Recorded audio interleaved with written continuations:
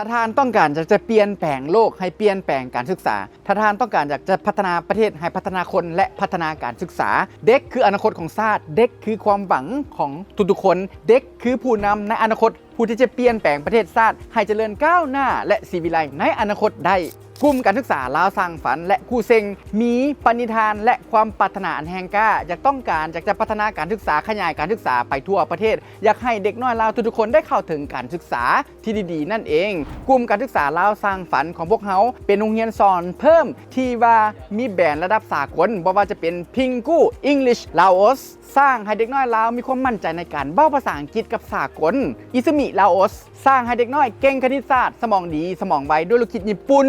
อัลโคริทึมิกลาโอสสร้างให้เด็กน้อยเก่ง AI เก่งโคดดิ้งเก่งนวัตกรรมและเก่ง IT โรงเรียนพัฒนาผู้ประกอบการ LBA สร้างให้เด็กน้อยมีความมั่นใจในตัวเองกล้าเว้ากล้าว่ากล้าแสดงออกรู้จักการตั้งเป้าหมายเป็นผู้นำที่ดีและเป็นผู้ประกอบการที่ดีได้ในอนาคตพวกเขากำลังซอกหาผู้ที่มีอุดมการณ์อันเดียวกันบ่ว่าจะเป็นนักธุรกิจผู้ประกอบการหรือนักลงทุนก็แล้วแต่มาขยายการศึกษาของพวกเขาไปแขวงใหญ่บ่ว่าจะเป็นแขวงจำปาสักแขวงสะวรรณเขตแขวงหลวงพระบางพวกเขาเชื่อมั่นเสมอว่าการพัฒนาประเทศต้องเริ่มต้นจากการพัฒนาการศึกษาการพัฒนาบุคลากรที่ดีเด่นได้นั่นเราต้องเริ่มต้นจากการพัฒนาเด็กตั้งแต่ตอนยังน้อยๆเป็นต้นไปครูเซ็งล้อท่าการติดต่อจากทุกท่านเสมอขอขอบใจ